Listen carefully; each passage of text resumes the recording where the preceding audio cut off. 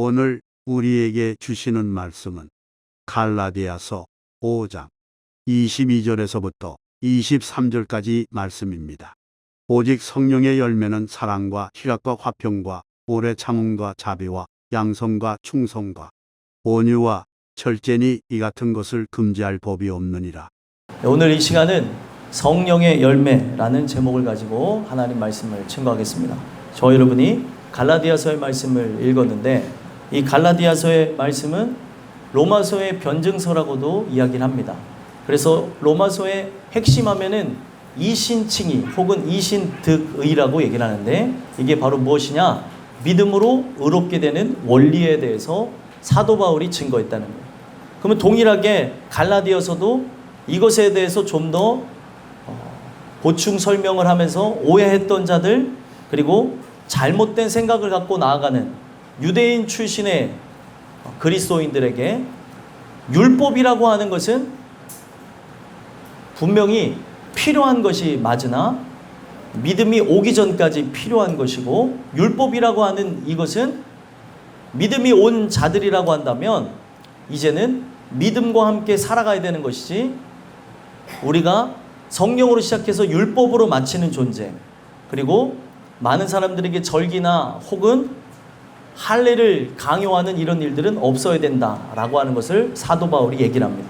그래서 그때 당시 사람들이 할례라고 하는 걸 토대로 해서 다시 율법으로 들어가려고 하고 이 율법이라고 하는 걸 토대로 해서 유대인 출신의 그리스도인들이 교회 안에서 자기의 의를 드러내고 자기라고 하는 존재는 성경을 많이 알고 박식하고 그리고 많은 사람들보다 뛰어나다고 하는 것을 강조하려고 하다 보니까 교회는 그런 곳이 아니고 정말 하나님 주시는 그 은혜 속에 이제는 우리가 성령을 따라서 살아가야 될 존재라는 걸 가르쳐 줍니다.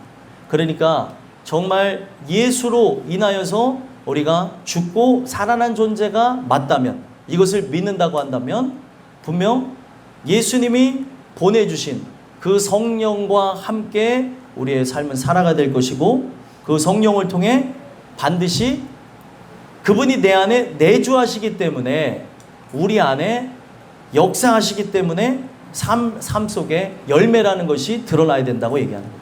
그래서 성령의 열매는 말 그대로 성령을 풀이하면 거룩한 영을 상징합니다.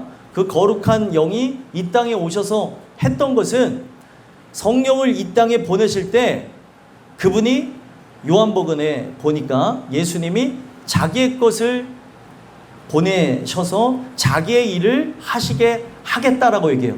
그래서 성령을 토대로 해서 나타나야 되는 것은 우리가 바로 알아야 되는 게 이것을 막 사람들은 관념으로 가져가고 이거는 그냥 암기 과목처럼 외우시는 분들이 있는데 그런 게 아니라 여러분들의 삶에 이제 나타나야 될 열매입니다.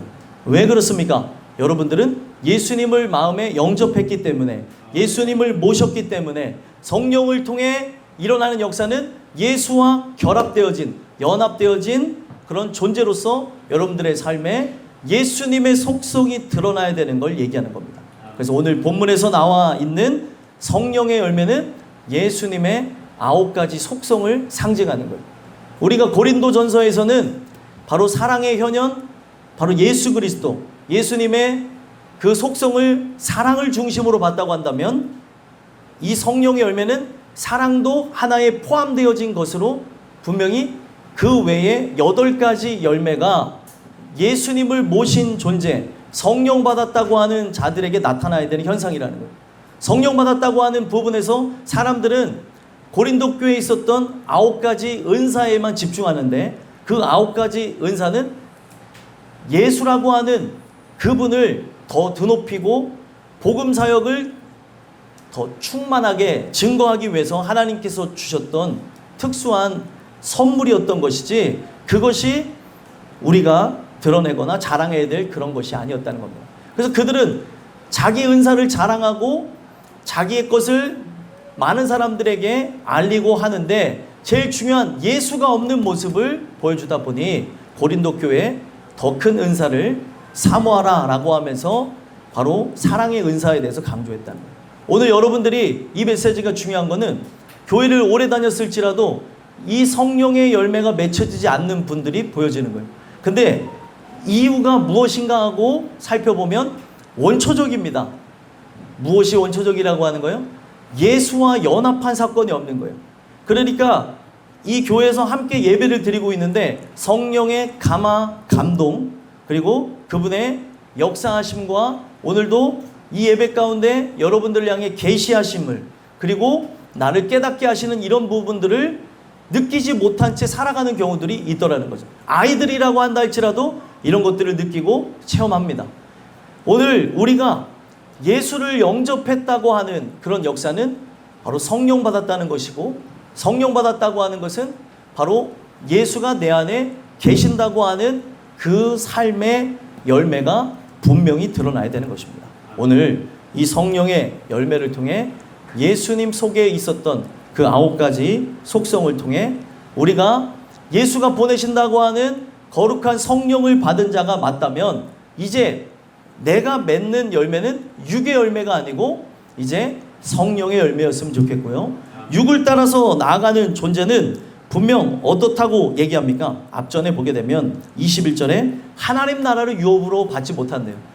그러니까 성령을 받는 이것이 여러분들 그분이 내 안에 내주하시고 함께 동행하시고 예수라고 하는 존재와 함께 연합되어진 자로 살아가게 하시는 것이기에 여러분들이 신앙생활을 한 연수가 지나가면 지나갈수록 예수님이 내 안에 살아계신다고 하는 증거가 성령의 열매로 분명히 드러나야 되는 겁니다. 집사님이면 집사님답게, 권사님이면 권사님답게, 장로님이면 장로님답게, 또 전도사님 그리고 목사님이면 목사님답게 이 열매가 있어야 내 안에 예수를 모셨다라고 얘기하는 거예요. 오늘 이 주시는 메시지를 통해 여러분들은 내 안에 예수가 살아계신 존재로 성령의 이 9가지 열매, 바로 예수님의 9가지 속성이 있는가를 살펴보시고 오늘 우리에게 이 성령의 열매가 맺혀지기를 소망하고, 이거는 바로 우리가 거듭나야지만 성령을 통해 새롭게 되어지고 예수와 연합되어야지만 생명이 들어온 것으로 맺혀지는 것이 이 열매들입니다. 이 열매를 사모하시고 은혜 속에 나아가게 되는 귀한 역사가 여러분들 모두에게 저에게 있게 되길 간절히 소망합니다.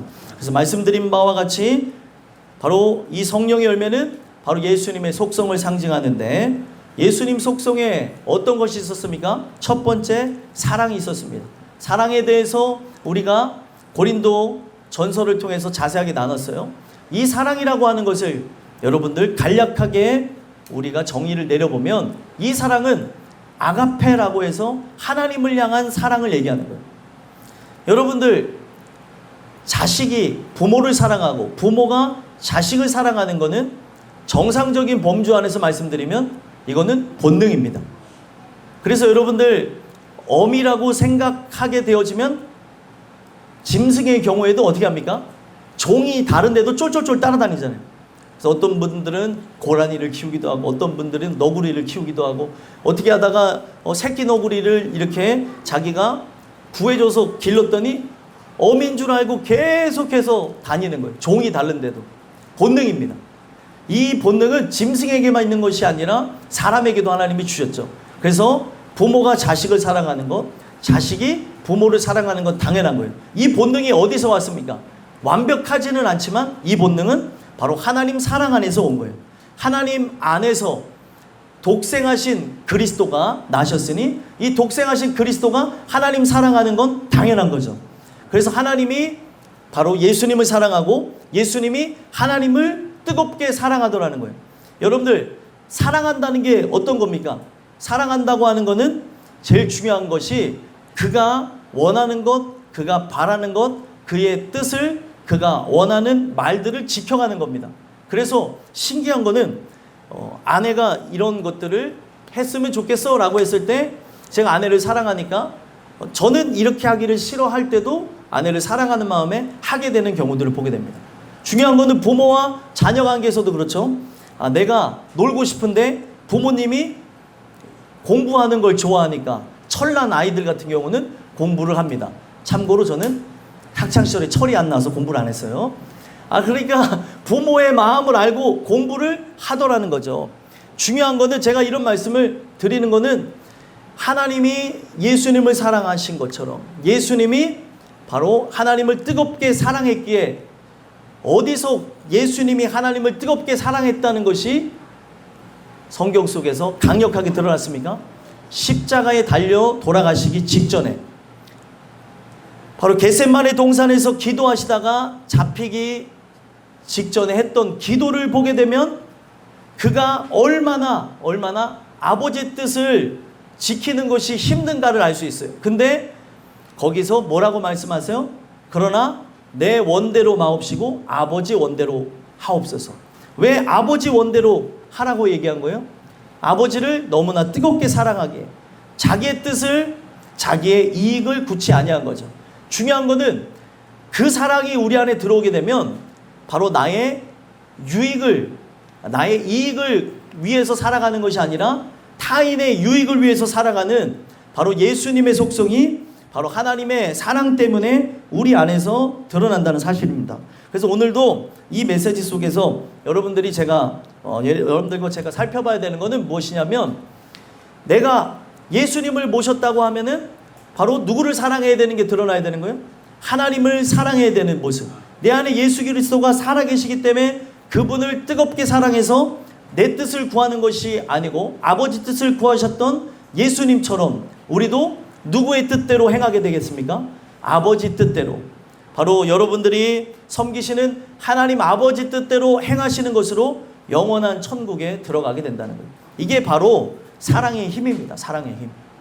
그 사랑의 힘이 바로 말과 행위를 지켜나가는 데서, 그것도 즐거움으로 지켜나가는 데서 그렇게 되어진다는 거죠. 그래서 예수님이 하나님 아버지를 뜨겁게 사랑해서 아버지의 뜻을 지키기 위해 자기의 생명을 내어드렸던 것처럼 우리도 그 예수님이 내 안에 살아계시면 어떻게 하게 되어질까요? 하나님을 뜨겁게 사랑하는 것뿐만이 아니라 이웃도 내 몸과 같이 사랑하는 역사가 바로 예수님 안에 있었던 것처럼 여러분들 안에도 나타나게 된다는 사실입니다. 오늘도 여러분들과 제가 성령 받은 자가 맞다고 한다면 하나님을 뜨겁게 사랑하는, 그래서 그분을 기쁘시게 하고 그분의 영광을 위해 그분의 뜻을 이루기 위해서 살아가게 되는 귀한 은혜가 여러분들에게 있었으면 좋겠고 바로 저에게도 있게 되기를 간절히 소망합니다. 이것이 바로 예수님 안에 있는 첫 번째 속성이고요. 두 번째 속성은 바로 희락이죠. 이 희락이라고 하는 것은 바로 은은히 행복하다라는 말에서 왔어요. 기뻐하다. 그러니까 이 희락은 그냥 미소가 지어지고 그 삶에 어떤 문제가 없다는 게 아니라 진정한 행복감을 누리는 것을 얘기하는 거예요. 그래서 이 부분을 보면 행복하다는 단어에서 이 말씀이 오게 되어졌는데 카이로라는 그런 단어에서 왔거든요.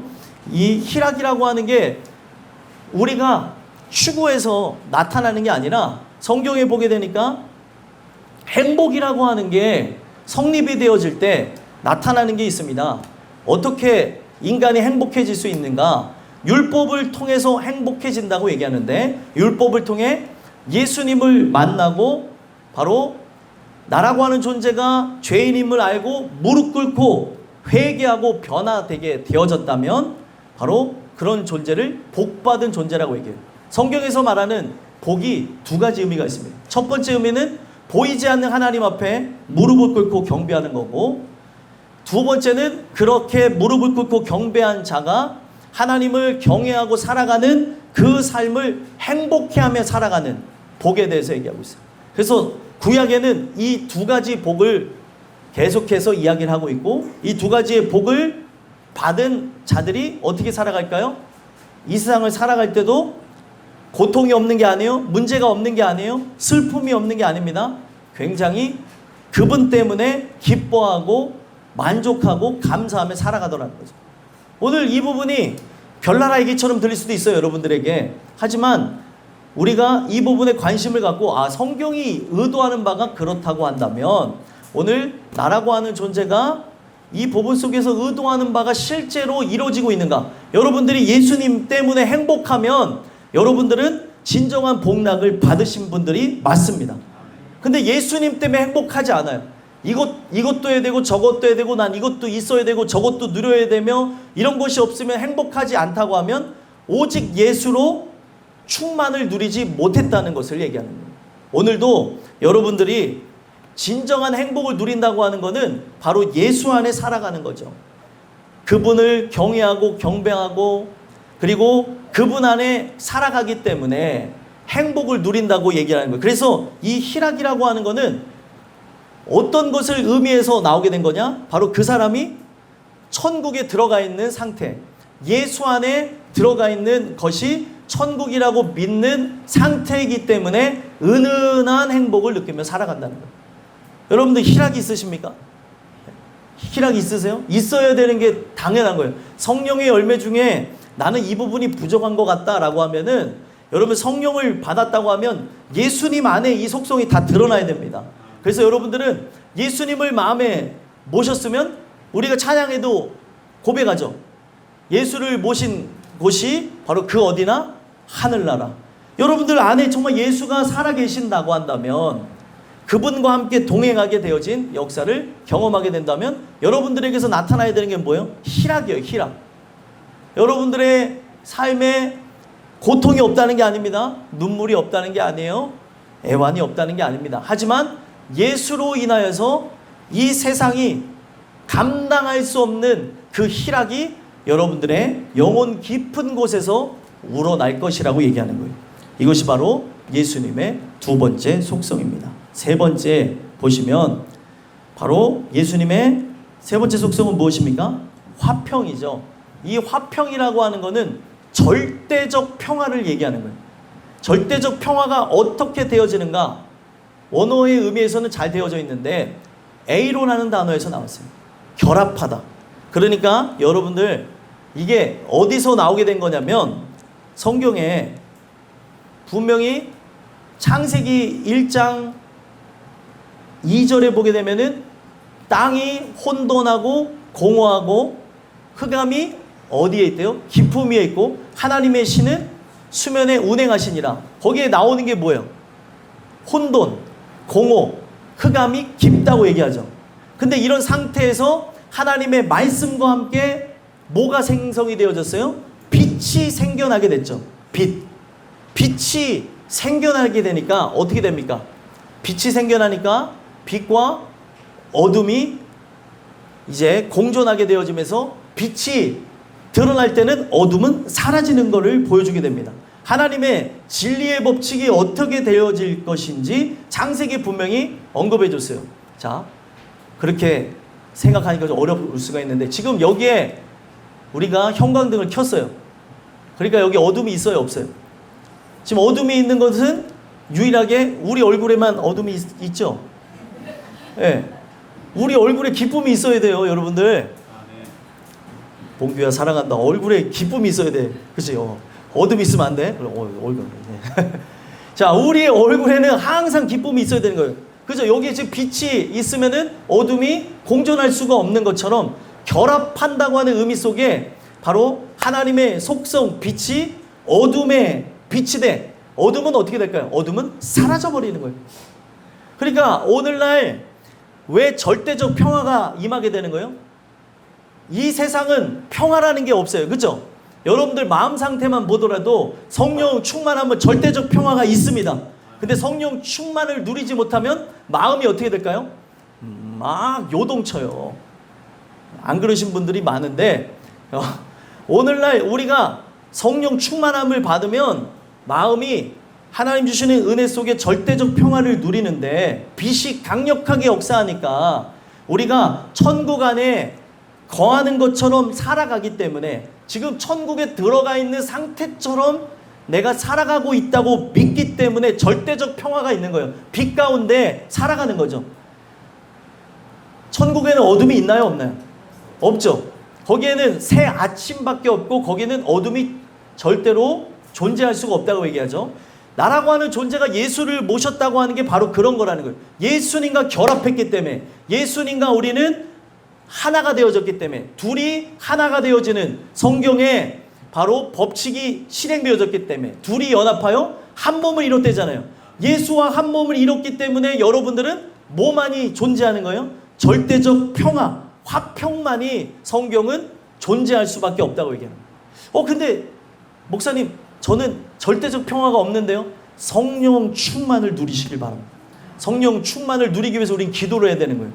성령이 내주하시면서 우리가 성령의 충만을 간구해야 되는 이유가 성령의 충만함을 통해 예수가 흥하고 나는 쇠하는 역사를 경험하게 되는 거죠.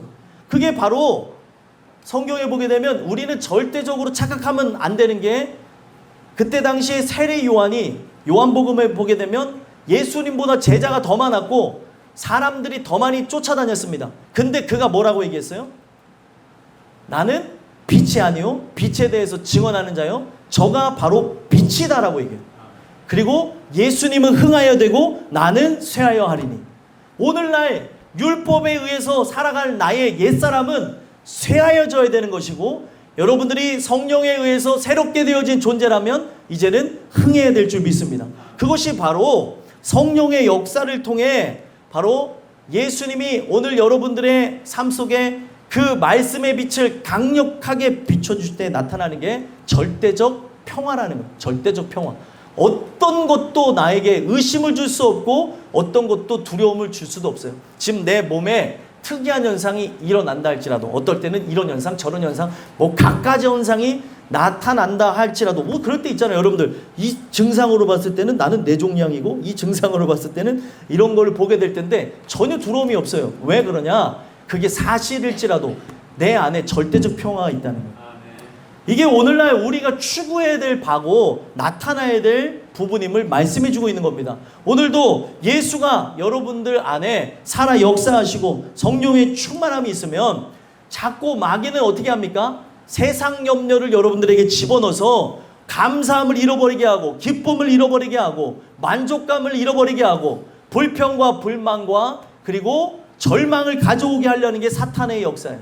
오늘 성령의 역사를 통해 여러분들 절대적 화평이 성령의 인도하심을 통해 여러분들 안에 있게 되기를 간절히 소망합니다. 이것이 바로 여러분들에게 드린 세 번째 이야기고요. 네 번째는 무엇입니까? 오래 참음입니다. 오래 참을 수 있다는 것이 여러분들 견디는 이야기가 아닙니다. 오래 참는다고 하는 것을 성경에서는 어떻게 얘기를 하냐면 시간이 정지되어져 있는 의미를 갖고 얘기해요. 시간이 정지되어지면은 여러분들 사람이 지칠까요? 안 지칠까요? 시간이라는 게 존재하기 때문에 사람은 지치는 거거든요. 근데 시간이 만약에 정지되어졌어요. 정지되어져서 영원이라는 시간에 들어갔어요. 사람이 늙나요? 안 늙나요? 시간 개념을 다시 설명해 드려야 돼요. 우리가 시간이 흘러가니까 자꾸 흰머리가 나는 거고 어제와 다른 오늘 관절을 맞이하게 될 때가 있는 거예요. 저도 저기 20대 청년들하고 이렇게 마주하면서 공을 찰 때가 있는데 이 아이들을 보면 엄청 빨라요. 그래서 제가 하는 말이 있어요. 나도 옛날에 빨랐어 이런 얘기. 그러면은 저를 보면서 60대 목사님들이 나도 예전에 너보다 빨라서 이런 얘기를 해요. 그러면 이제 은퇴하신 분들이 나도 옛날에 날아다녔어 다 얘기를 해요. 사람은 점점 이렇게 겉사람은 후퇴하기 마련입니다.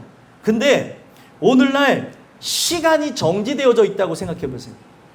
시간이 정지되어졌다고 하면 여러분들 이거는 참음이라고 하는 거는 정욕이라고 하는 걸 참아낸다고 하는 것을 얘기하는 건데 시간이 정지되어져 있어요. 근데 이 정지되어져 있을 때 여러분들이 충만한 상태로 시간이 정지되어졌다면 참는 게 어려울까요? 쉬울까요? 쉽겠죠. 왜 그렇습니까? 내 충만이라고 하는 게 시간이 지남에 따라 사그러지고 그리고 다시 불을 지펴야 되는 게 아니기 때문에 이 충만의 상태가 영원으로 가기 때문에 다른 거예요.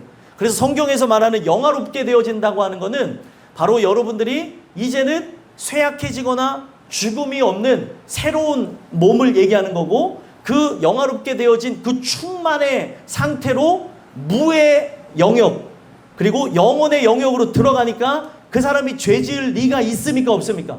없는 거죠. 충만한 상태로 들어가니까. 충만하지 않은 상태, 어둠이 공존하는 상태로 무의 영역의 영혼에 들어가게 되어지면 사람은 언젠가 변질되게 됩니다. 근데 천국이라고 하는 곳은 그런 장소가 아니라는 거예요. 여러분들 엄청난 얘기를 듣고 계시는 거예요, 지금. 예? 오늘 이 얘기가 왜 중요하냐면, 내가 예수 안에 있다고 하는 거는 참는 영역을 초월한 거구나. 천국에 이미 들어가 있는 상태에서 나온 말이라는 거예요. 오래 참음이라는 게. 무의 영역, 영혼의 영역에 충만한 상태에 있으니 참는 것이 어렵겠습니까? 쉽겠습니까? 쉽겠죠. 오래 참음이라고 하는 것이 영원이라고 하는 시간에 지속되어지는 그 속에서도 끝까지 참을 수 있는 게 오래 참음이라는 거예요. 근데 오래 참음을 사람들은 어떻게 해석해요? 참아야 되느니라, 참아야 되느니라, 참아야 되느니라, 참아야 되느니라, 꾹 참고 꾹 참고 꾹 참고 꼭 참다 보면 어떻게 될까요? 이게 참아보신 분들 알겠지만 내가 참다 보면 으아! 하면서 이렇게 예, 일어나십시오. 예, 으아! 하면서 참다가 이렇게 폭발하는 사람들이 있다는 거예요. 오늘 우리가 이 부분 속에서 나라고 하는 존재가 참는 영역이 아닌 것을 분명히 얘기하고 있는 거예요. 그러면은 이거는 예수님이 참으셨던 예수님의 그 영원의 그 개념에서 우리를 위해 모든 질고를 다 짊어지셨고 그가 완전히 이루셨는 그 상태를 얘기하는 겁니다. 다 이루셨는데 오늘 이 부분 속에서 나라고 하는 존재가 참아야 될 게 있겠냐는 거예요. 이 부분에 좀 관심을 가져보세요. 관심이 없는 분들이 많아요. 여러분들 지금 이거 성경을 보지 마시고 저를 보시고 성경 보다 보면 입신 들어가요. 이렇게. 네. 아니 저는 이 얘기를 왜 여러분들한테 이렇게 말씀드리냐면 관심을 좀 가져야 돼요. 우리가 어린아이들이건 어른들이건 노년에 계신 분들은 관심이 있어야 되는데 이 관심은 여러분들 제가 여러분들이 관심 가지라고 하는 거는 이것이 얼마나 소중하고 정말 이것을 낳기까지 씨름과 씨름 속에서 나온 것이기 때문에 이 말씀 속에 우리가 내가 참아서 자꾸 들쑥날쑥한 것이 아니라 내가 참아야지 했다가 막 이렇게 엎어졌다가 또 이렇게 뒤집어졌다가 하는 게 아니라 예수님께 다 이루신 것을 나는 믿고 의지하고 나라고 하는 존재는 그분 안에 거하는 것으로 이뤄나가야 되는구나. 내가 하는 게 아니구나. 이걸 깨달아야 되기 때문에 제가 말씀을 드리는 거예요. 근데 오늘 이 부분이 함께 공감되어지고 교감되어지고 믿어지는 역사가 있었으면 좋겠고요. 여러분들에게 정말 이 세상에 참아야 되는 그래서 여러분들 인생의 삶 자체가 내가 성령 충만하면 이 땅에 살아가는 그런 죄의 영역에 대한 부분들을 참고 그리고 이겨내고 그리고 예수님을 기다리는 이것이 쉽겠습니까? 어렵겠습니까? 쉬울 수밖에 없어요. 성령 충만하면. 오늘도 여러분들과 제가 오래 참음이라고 하는 것 분명히 사람들은 이 오래 참음이라고 하는 글씨만 보고 힘들다라고 생각하는데 오래 참음이라고 하는 것은 시간이 정지되어져 있는 상태로 오늘도 이런 은혜가 여러분들 모두에게 있게 되길 간절히 소망합니다. 또 이어서 보시면 다섯 번째죠. 다섯 번째 뭐에 대해서 얘기합니까? 자비에 대해서 얘기해요. 자비라고 하는 거는 여러분들 하나님이 갖고 계신 특수한 속성인데 빈 곳을 채워준다. 그러니까 만약에 땅이 굳어졌어요. 굳어졌으면 그곳에 비를 내린다는 개념에서 나온 게 바로 자비라는 겁니다. 그래서 이 자비라고 하는 것이 성경에서는 필요한 것을 공급해 준다는 것을 얘기해요. 그러면은 성경에서 말하는 필요한 것을 공급한다는 거에 가장 큰 핵심은 무엇입니까? 성령이고 그 성령을 통해 바로 우리 모든 사람들이 구원받는 바로 그런 대상이 되는 걸 얘기하고 있어요. 그래서 자비가 하나님의 자비가 우리에게 나타나야 주의 자비가 봄비같이 우리에게 내려와야 우리 모든 사람들이 살아나게 되는 거죠. 그래서 하나님이 은혜 줄 자, 구원할 자에게는 이 자비가 비같이 내리는 거예요. 비같이 내리는 거죠. 그래서 이 비같이 내리니까 어떻게 되어질까요? 그 사람이 진짜 그 은혜로 촉촉하게 젖게 되는 거예요. 나라고 하는 존재가. 오늘 메말라서 나는 죽을 줄 알았는데 이 은혜의 담비와 함께 살아가게 되는 거죠. 예수님의 그 움직임을 보세요. 예수님의 움직임은 갈급한 자들, 메마른 자들, 이방인들, 죄인들, 세리와 창기와 그때 당시에 버려진 자들, 그리고 그때 당시에 많은 사람들에게 왕따 당했던 자들만 쫓아다녔어요. 왜 그렇습니까? 그들은 메말라서 그 은혜를 갈구하며 아니면 죽을 것처럼 그를 찾았기 때문에 간절히 찾는 자가 예수님을 만났던 겁니다. 오늘도 마찬가지예요. 간절히 찾는 자가 만나는 건데, 간절히 찾는 이 만남이 어린아이들이건 어른들이건 있느냐, 성령을 통해서 나에게 주셨느냐. 나는 진짜 예수님을 만나야 살고 예수님을 만나야 천국 갑니다, 이런 자에게 자비가 온다니까요. 근데 이런 자비를 받기보다, 자비를 받으려고 하면 어떻게 해요? 여러분들, 이 자비가 여러분들 돈으로 살 수 있는 것이 아니에요. 그런데 이 자비는 간절하게 요구하는 자에게 준다고 하면, 만약에 아침 6시에 어떤 사람이 선착순으로 자비를 나눠준다고 하면 여러분들은 몇 시에 가겠습니까? 예? 만약에 그 하루에 그것이, 이 자비를 나눠주는 게 10개로 정해져 있다고 한번 해보세요. 그러면은 이 자비를 내가 꼭 받아야 나는 살아요. 이 자비를 받아야 나는 구원함을 받는다고 생각하면 여러분들은 어떻게 할 수 있어요? 이거 어려운 질문이에요? 생각을 좀 해봐야 돼요. 저는 그래도요, 잘 건 자야 되니까 5시 59분에 갈래요. 이런 사람은 절대로 못 받아요. 그래서 사람들이 보시면은 그 세일한다고 할 때도 미국에서부터 이런 게 나온 건데, 세일할 때 이제 뭐 블랙 프라이데이나 뭐 이런 것들을 해가지고 대대적으로 세일하면은 90%를 세일할 때도 있어요.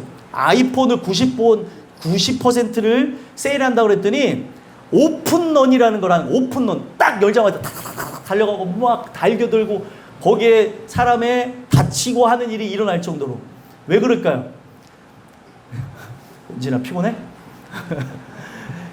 오늘 이 부분이 왜 그렇게 했냐. 그 사람은 저 아이폰을 싸게 살 수가 있으니까, 사고 싶은 마음에 있으니까 오픈런, 문 열자마자 가는 거고, 문 열자마자 가면 많은 사람들이 기다리니까 어떻게 해요? 요즘에는 텐트 치고 기다린다잖아요. 텐트 치고. 여러분들, 근데 날마다 10장씩 준다고 하면 사람이 어떻게 하겠냐는 거예요.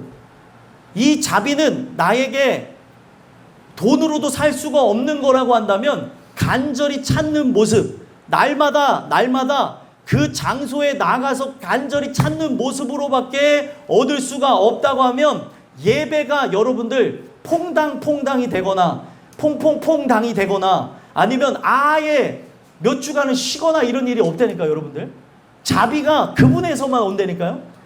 돈으로 살 수 있으면 돈 갖고 오라고 하겠어요. 사이비들처럼 돈 갖고 오면은 천국 준대. 그러니까 막 사이비들은 그렇게 하잖아요. 그게 아니라니까요. 돈으로도 나의 능으로도 뭘로도 될 수가 없어요. 그 긍휼히 여기시는 하나님으로만 말미암고, 그리고 나라고 하는 존재가 진정으로 긍휼히 여김을 받기를 원할 때 긍휼히 여기시겠다. 이게 예수님 안에만 있는 속성이고, 그래서 사람들을 찾아서 다니면서 그 사람을 직접 만나주시는 거예요. 예배가 뭐냐? 여러분들이 나온 것 같지만 바로 하나님이 여러분들을 찾아가시는 게 예배입니다. 근데 이런 마음이 있냐는 거죠. 중요한 거는 이게 없으면 죽음하고 직결되는 거고, 영벌에 들어가고 심판으로 들어가고 지옥불에 떨어지는데도 사람들은 별로 관심이 없는 거예요. 오늘날 이 부분이 여러분들 정말 요즘 세대가 무서운 게 뭐냐면, 모든 세대가 이 스마트폰에 의해서 전두엽이 망가져 있다 보니까 공감을 못하는 거예요. 내가 죽는다고 하는데도 이게 여러분들 희한한 거는 미국에서부터 있었던 거예요. 어떤 유명한 목사가 지옥에 대해서 얘기하는데 너무 속 시원하고 이 사람이 다 지옥불에 떨어질 것 같으니까 오 마이 갓, 할렐루야, 할렐루야, 나는 천국 갈 거라는 거예요. 어제도 전도 딱 해 나가니까 이제 전도하는데 가시는 분이 너무 행복한 나머지 할렐루야 하면서 저기 커피를 받아 가시더라고요. 그 할렐루야가 진짜 할렐루야겠습니까? 하지만도 진짜 할렐루야가 되기를 바라는 마음을 갖고 나눠드렸어요. 근데 제가 그 과거에 한 80년대, 90년대쯤 된 것 같은데 어떤 유명한 목사의 설교를 들을 때에 지옥에 대해서 얘기하는데도 자기네들은 이 지옥하고도 전혀 상관없는 것처럼 너무 당연한 얘기를 하고 속 시원한 얘기를 한다고 박수 치면서 할렐루야 아멘 하는 걸 보면서 이 목사가 딱 한마디 하더라고요. 여러분들이 지옥 갈 사람이라고. 그 얘기를 하니까 딱 조용하는 거예요. 다 조용하고 어떻게 됐겠어요? 예배 분위기가 찬물을 확 견진 것처럼 됐겠죠. 오늘날 우리가 이 자비라고 하는 게 여러분들이 지옥 갈 존재라고 말씀을 드리는 게 아니라 오늘 나라고 하는 존재가 이 자비가 꼭 필요한 존재임을 알 때 하나님은 자비를 주시는 거예요. 그러면 인간이 이걸 알라고 해서 아는 거예요? 이 마음도 하나님이 주시기 때문에 하나님 이 자비를 내가 얻고자 하는 마음을 나에게 주옵소서 기도하실 때 이 자비가 여러분들에게 가게 될 것이라고 저는 믿습니다. 그리고 이제 6번째 보게 되면 양선이라고 하는 예수님의 속성을 보게 되죠. 양선은 뭐냐면 아가도스라는 단어에서 온 건데 이게 뭐냐면 보시기에 좋은 뜻, 선한 것을 얘기해요.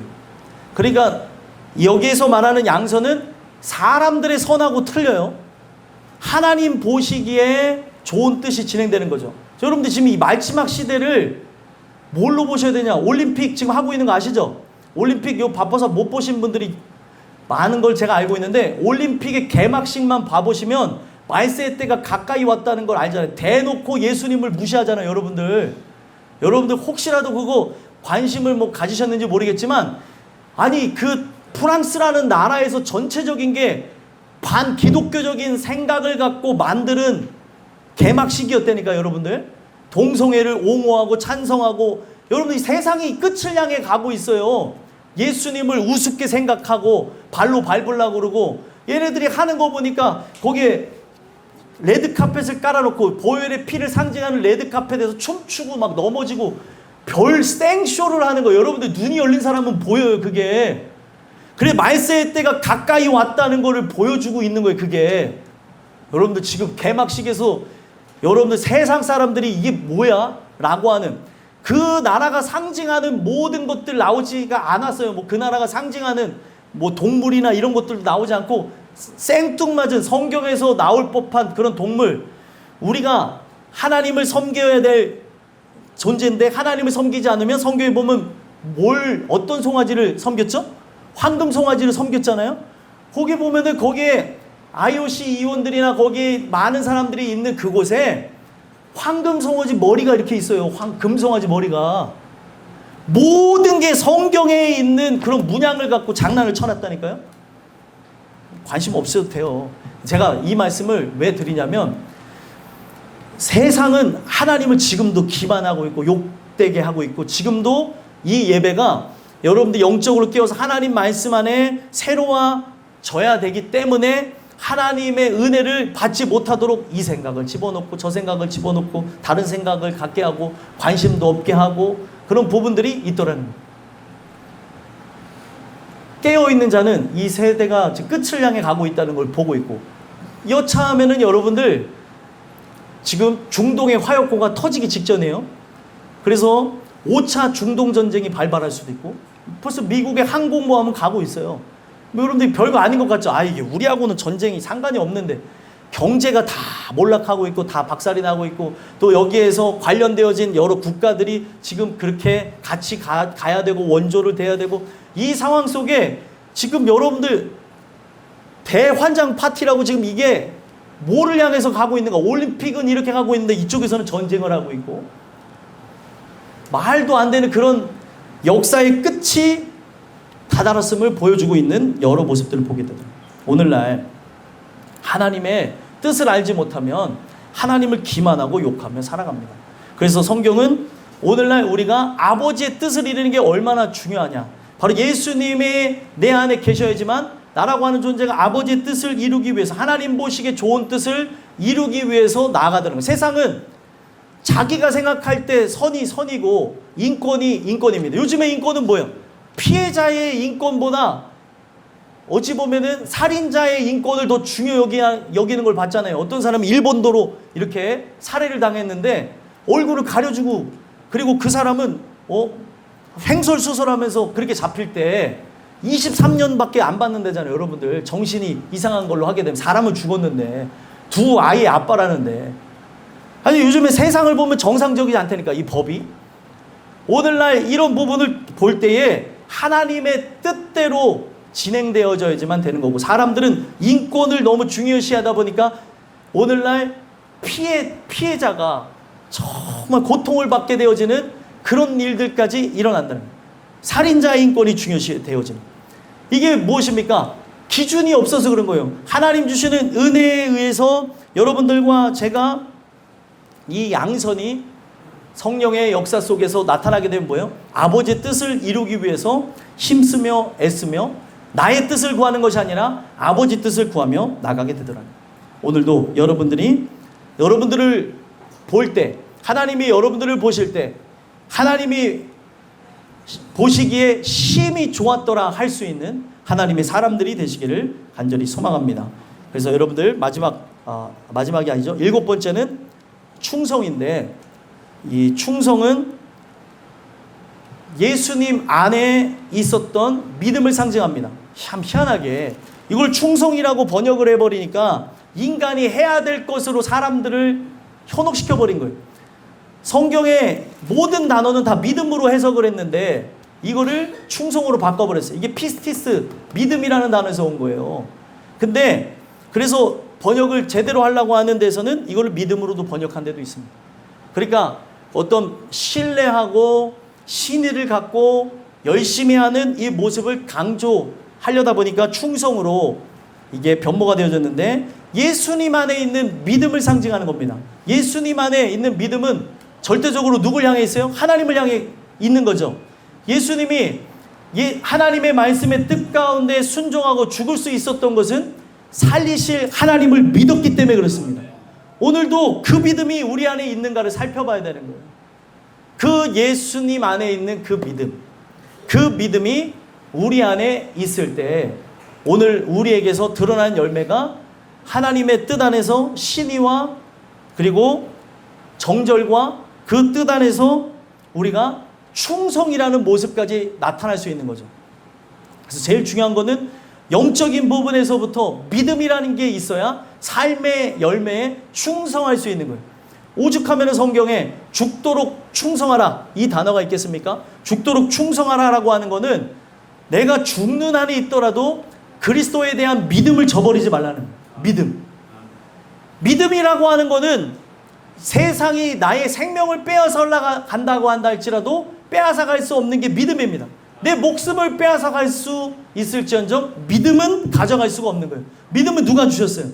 하나님이 주신 것이고. 그래서 우리에게 있어야 될 것은 바로 그 믿음을 얘기하는 거예요. 믿음. 오늘 예수님 안에 있는 믿음은 십자가의 질고를 당하실 때도 빼앗겼나요? 안 빼앗겼나요? 안 빼앗겼고 십자가에 달려 죽으시기 직전에도 십자가에서 내려와 보라고 조롱하는 그 순간에도 하나님을 향한 그 믿음은, 그 충성은 절대로 변함이 없었다는 거예요. 그래서 믿음이라고 하는 것은 그런 거예요. 위로부터 오는 믿음과 사람이 낸 믿음은 다른 거죠. 위로부터 난 이 믿음은 약해질 때도 있고 연약해 보이고 또 때로는 우여곡절이 있는 것 같으나 이 믿음은 결국에 승리합니다. 왜냐하면 예수님 안에 있었던 믿음이기 때문에 예수님을 모신 존재는 그와 함께 그 믿음으로 승리하게 되는 것이죠. 오늘도 이런 속성이 성령의 역사를 통해 있게 되길 간절히 소망합니다. 8번째 예수님의 속성은 뭐죠? 온유입니다. 온유. 이 온유는 프라우스라는 단어인데 이 온유가 무엇이냐면 절대적 평화하고 비슷해요. 절대적 평정심입니다. 그래서 온유라고 하는 거는 한자로 풀이하면은 따뜻한 마음이잖아요. 따뜻한 마음. 오늘날 이 성경이 따뜻한 마음을 하려는 것이 아니라 흔들림이 없는 하나님의 뜻에 완전히 빠져있고 매료되어진 상태를 온유하다고 얘기해요. 여러분들 모세가 한다 했을 때 40세 때 모세는 한 사람도 구원 못했어요. 모세가 못한다 했을 때 80세의 모세는 바로 이스라엘 사람들을 이끄는 바로 민족의 영도자가 되게 하셨고 말을 못한다고 했더니 할 말을 할 수 있도록 아론을 붙여주시고 하나님이 절대적으로 함께하는 걸 보여줍니다. 그런 생각으로 가득 찼던 모세를 민수기 12장에 보게 되면 뭐라고 얘기해요? 모세의 온유함이 지면에 어떤 사람들보다도 뛰어나다고 얘기하죠. 그 온유함이 성경은 뭐라고 얘기합니까? 이 온유함이 굉장히 중요한 건데 예수님이 온유한 자는 복이 있나니 뭐라고 얘기했어요? 땅을 기업으로 받을 것이요. 그죠? 온유한 자는 땅을 기업을 받는다고 얘기하잖아요. 오늘날 이 땅이 저기 대장동 땅이에요? 이 땅이 아니면 저기 공촌동 땅이에요? 아니죠. 이 땅은 영원한 천국을 상징하는 거예요. 그래서 오늘날 온유한 자만이 영원한 천국의 땅을 소유할 수 있다고 얘기하는 거예요. 하나님 뜻에 완전히 푹 빠져서 완전한 평정심을 유지한 자. 온유하다고 하는 게 바로 그거예요. 마음이 요동함이 없는 잔잔한 남의 바다와 같은 거죠. 어떤 것에 의해서도 요동치지 않는 상태를 온유하다고 얘기하는데 이것이 가능할 수 있는 것은 하나님의 뜻에 푹 빠졌기 때문에 그런 거예요. 그래서 성경에서 말하는 이 온유한 자는 복이 있나니 땅을 기업을 받을 것이오라고 하는 이것에 바로 모세가 바로의 딸의 아들이라고 하는 칭함을 거절하고 더 나은 땅을 위해서 바로 약속의 땅을 위해서 전진해 나가잖아요. 오늘 우리가 하나님 주시는 은혜에 의해서 예수라고 하는 존재는 여러분들을 얻기 위해서 어떻게 하셨어요? 여러분들이라고 하는 심령의 땅들, 사랑하는 그 땅을 얻기 위해서 보화를 던지셨는데 그 보화를 던진 게 성경에서 말하는 이 보화를 던졌다고 하는 게 예수님부터 시작하는 거예요. 예수님이 말씀하시는 보화는 무엇이겠습니까? 자신의 생명이죠. 당신의 생명을 내어준 것으로 여러분들의 심령의 땅을 샀다는 의미를 보여주는 거예요. 재미가 너무 없는 것 같은데 오늘 이 메시지가 왜 중요하냐면 성경에서 이야기하는 바가 다 이렇게 퍼즐처럼 되어져서 오늘 우리의 인생들에게 이야기를 하고 있습니다. 아니 주일날 들을 말씀은 아닌 것 같은데요. 그럼 언제 들어요? 이걸 들어야죠. 주일날만 나오시는 분들도 있는데 이걸 듣고 우리 인생이 정말 하나님의 은혜 속에서 나아가야 되는데 이 부분 속에서 무엇을 향해 나가냐는 거예요. 하나님은 그 예수님의 그 생각 속에 함께 역사하시면서 어떻게 했어요? 예수님은 여러분들을 얻기 위해서 여러분들이라고 하는 소중한 땅을 얻기 위해서 자기의 생명 보화를 버리심으로 우리를 샀고 우리가 예수님이 내 안에 있다고 하면 어떻게 해요? 예수님이 내 안에 계신 것으로 영원한 천국을 얻기 위해 내 생명 보화를 버리고 천국을 얻는 것이에요. 성경은 계속해서 그렇게 상하관계로 그리고 상호 보완관계로 그렇게 이어져 가고 있습니다. 오늘 이 메시지가 여러분들에 들려져서 여러분들과 저는 바로 예수님이 안에 역사하시는 온유한 자로 이런 역사가 우리의 삶 속에서 열매로 드러났으면 좋겠습니다. 마지막 9번째는 무엇이죠? 절제. 이 절제라고 하는 것은 뭘 통해서 되어진 거냐면 안에서 통치함을 받는다는 거예요. 어디 안에서 통치함을 받는다는 걸까요? 예수님 안에서 통치함을 받을 때에 절제라는 걸 가능할 수 있는 거예요. 정욕을 제어할 수 있는 힘이 생겨나는 거죠. 육체의 정욕을 이기려면 보혈의 능력. 우리가 찬양 중에도 고백하잖아요. 절제라고 하는 것은 내가 하는 게 아닙니다. 그래서 오늘 이 이야기가 여러분들 진짜 한 번 하는 설교로 끝나는 게 아니라 저도 오늘 이 성경을 계속 묵상하면서 보면서 계속해서 하나님께서 주시는 은혜가 과거에 또 이 말씀에 대해서 제가 설교했던 적이 있는데 그전과는 다르게 더 깊이 있는 내용으로 깨닫게 하셨습니다. 이것을 여러분들에게 같이 나누는 것은 절제가 저는 과거에 이 열매가 내가 이뤄야 될 열매인 것처럼 착각할 때가 있었어요. 근데 이 열매는 내가 이룬 것이 아니고 예수님이 이미 이루신 것이고 이미 완성하신 것이고 내가 예수님을 모셨으면 뭐라고 얘기해요? 나는 포도나무요 너희는 가지니 너희가 내 안에 있으면 많은 열매를 맺는데요. 예수님이 여러분들을 통해 맺으실 열매입니다. 내가 맺을 게 아니라는 거죠. 근데 오늘날 많은 사람들은 내가 맺을 것처럼 막 왜 절제를 못해? 못해 막 이러면서 절제하지 못하는 그 자신에 대해서 막 자기를 자책하고 비하하고 그럴 때가 있는데, 이 절제는 예수님이 이루신 것이고 예수님이 여러분들을 통해 이뤄 나가실 것입니다. 그러니까 예수님이 통치하고 다스리기 때문에 절대 정욕이 들리지 못하게 될 거라는 거죠. 그러면 기도의 내용도 되게 단촐한 거예요. 아주 심플해집니다. 하나님, 나를 통치하시고 다스려 주시옵소서. 절제가 내가 하는 것이 아니라 당신이 나를 제어하시는 것인 줄 다시 깨달았습니다. 붙잡아 주시고 함께하여 주셔서 은혜로 살아가게 하여 주시옵소서.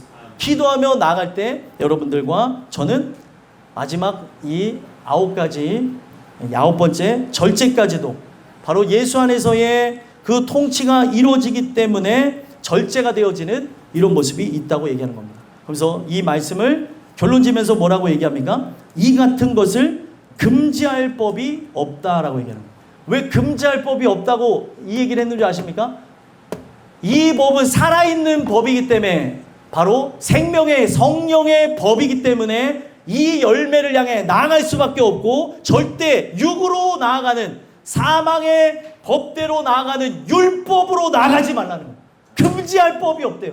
왜 율법으로 나아가느냐? 성령으로 시작해서 율법으로 마치겠느냐? 그거에 대한 답변이에요. 금지할 법이 없대요. 여러분들, 이건 생명을 얻은 것이기 때문에 계속해서 자라나고 펼쳐질 것이고 하나님의 주시는 은혜 속에 쭉쭉쭉 뻗어나갈 것입니다.